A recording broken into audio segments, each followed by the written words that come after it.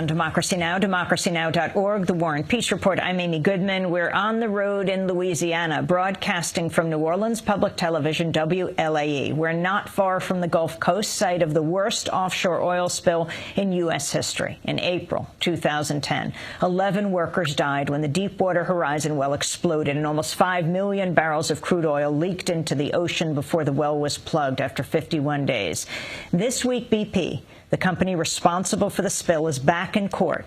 On Monday, the second phase of the trial began with lawyers accusing the oil company of lying about how much oil was leaking during the 2010 oil spill in the Gulf of Mexico. Part of the trial will determine exactly how much oil spilled. Under the Clean Water Act, polluters face maximum fines of $1,100 per barrel of spilled oil. If the polluters found to be grossly negligent, as the plaintiffs argue BP was, the fine can grow to $4,300 per barrel. Beyond the well-known devastation caused by the BP oil spill, the oil and gas industry in Louisiana has also been blamed for destroying coastal wetlands that provide a vital barrier against flooding from storms like Hurricane Katrina. On Sunday, Democracy Now! Headed to the front lines of this issue, the lower 9th Ward of New Orleans. The team met with community organizer Jacques Morial, the son of the city's first African-American mayor, Dutch Morial, for whom the Morial Convention Center is named, where many people went for shelter after Hurricane Katrina. He's also the brother of former Mayor Mark Morial, who's now head of the Urban League. Jacques described the scene at the edge of the water to Democracy Now!'s Amy Littlefield. This is Democracy Now! As we are here in New Orleans, and we're just about to play you this piece of community organizer Jacques Morial. My name is Jacques Morial. I'm a community servant here in New Orleans, and I'm glad that you're here at the Bayou Bienvenue Lookout.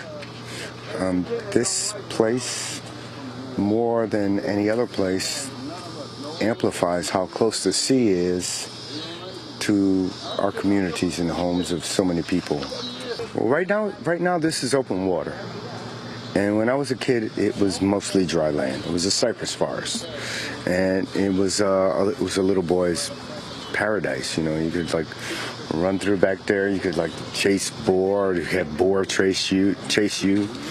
But right now, it's open water. This is brackish water. This is mostly salt water, and it is within 150, 200 yards of people's homes. This is the sea right here. Right here. This is the ocean right here. You know, if you taste this water, it's not fresh, it's salty. And this is where the flood wall, before it was reinforced with all of this aggregate here, this is where it was overtopped. And just about 1,200 meters from here is where the barge crashed through the flood wall. And during Katrina, yeah. And you know, one of my dear friends, he's a little bit older than me, but he's in much better shape than me. But the water went from 7 inches to 7 feet in his home in 3 minutes, about 6 blocks from here.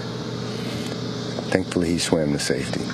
The primary cause of this particular area is probably the dredging of the Mississippi River Gulf outlet, which the business leaders decided in the late 50s, early 60s to dredge a shortcut between the port of New Orleans, here in New Orleans, and the Gulf of Mexico.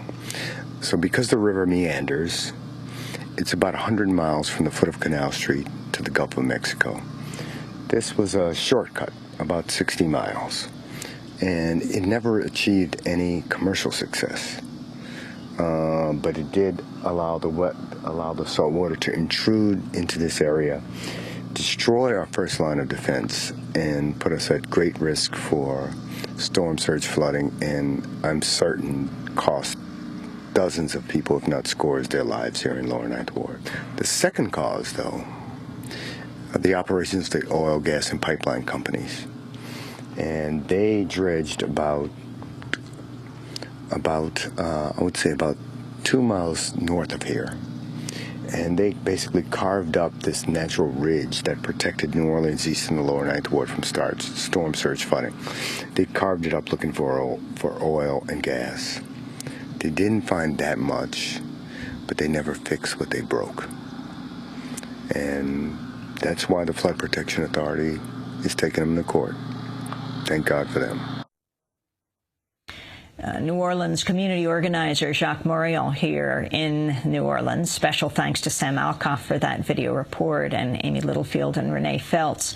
Well, now the Southeast Louisiana Flood Protection Authority East is trying to hold the oil and gas industry accountable for the damage caused by thousands of miles of canals and pipelines carved through the wetlands.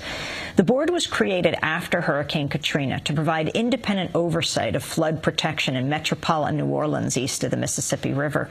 In July, the board filed suit against 97 oil and gas companies, including BP, ExxonMobil, and Chevron, accusing them of killing plant life, eroding soil, and carrying out a, quote, mercilessly efficient, continuously expanding system of ecological destruction. The 9 board members, most of whom are Republican, voted unanimously in favor of the lawsuit. But Louisiana's Republican governor, Bobby Jindal, who has reportedly received over $1 million in campaign donations from the oil industry, has staunchly opposed the effort. Governor Jindal said the suit would be a litmus test for new nominees to the flood board and vowed not to reappoint 2 members whose terms had expired, including the board's vice president, John Barry, who spearheaded the lawsuit against the oil companies. On Monday night, at a politically charged meeting, the committee that selects nominees for the board chose not to renominate John Barry, citing his support for the lawsuit, which the majority on the board supported. Well, John Barry joins us now. He'll remain in his post until Governor Jindal chooses one of 2 people picked by the nominating committee to replace him. John Barry is also an award-winning historian and author of several books, including Rising Tide, The Great Mississippi Flood of 1927, How It Changed America. John, welcome to Democracy Now! Talk about the significance of what happened last night and the lawsuit that you have spearheaded.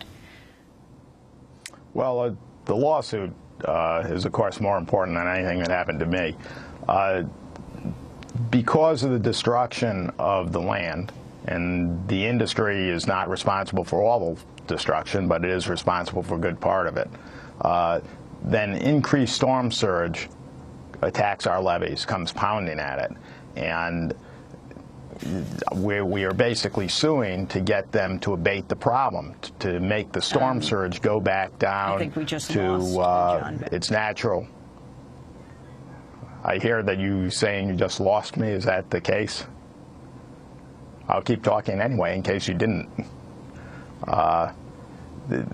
Anyway, the storm surge coming against our levees is increased because of the loss of the land. So we're trying to get either the companies to fill in that land or to pay the levee board compensation so that we can improve the flood protection system to compensate.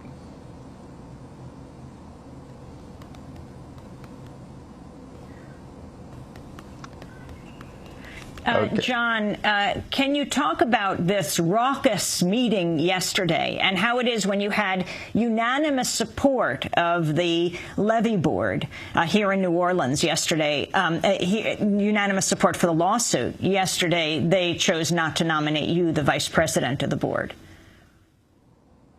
Well, I mean, politics did intrude. That's kind of a unique nominating committee that was created after Katrina. It was supposed to be created to insulate the selection process from politics.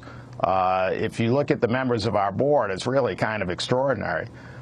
We have the author of the most advanced storm surge model in the world. We have, I mean, we used to have a past president of the American Society of Civil Engineers. We've got engineers who've written college textbooks. This is a board of truly capable people. And the members of the nominating committee made no bones about it, that they were letting politics intervene. The governor was against the lawsuit. They didn't want to offend the governor, so they didn't renominate me. The governor had already said I wasn't going to get reappointed. He wasn't going to do that. So in terms of substance, it's not that big a deal. But it is offensive to the process that this board created to insulate us from politics stated outright they were yielding to politics. More importantly, a majority of the board, no matter who is appointed, will still support the lawsuit. So the lawsuit is going to continue.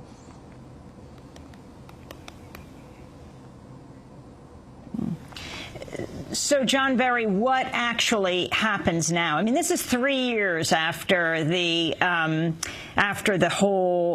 oil spill. 3 years. So, with this lawsuit, we see the other lawsuit in a court today, just this week. But what happens now? Well, I couldn't really hear your question. However, interesting interview. You know, I will say that you know, the processes are continuing legally. There's going to be an argument in a few weeks over whether or not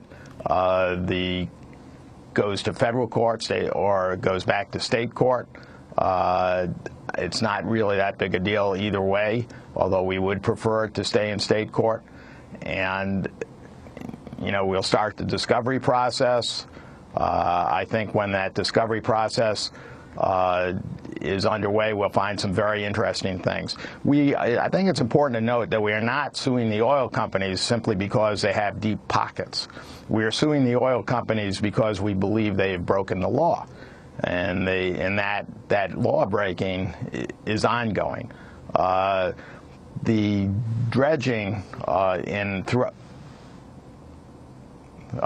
throughout the state, they've dredged 10,000 miles of canals and pipelines okay, break.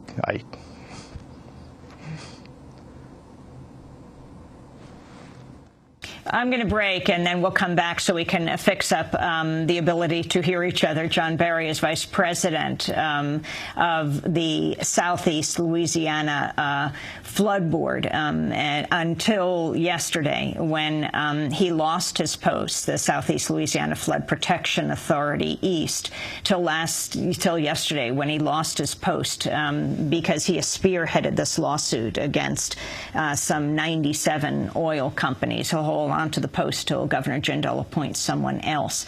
And when we come back from break, we'll be joined by environmental lawyer, activist Monique Hardin. Stay with us.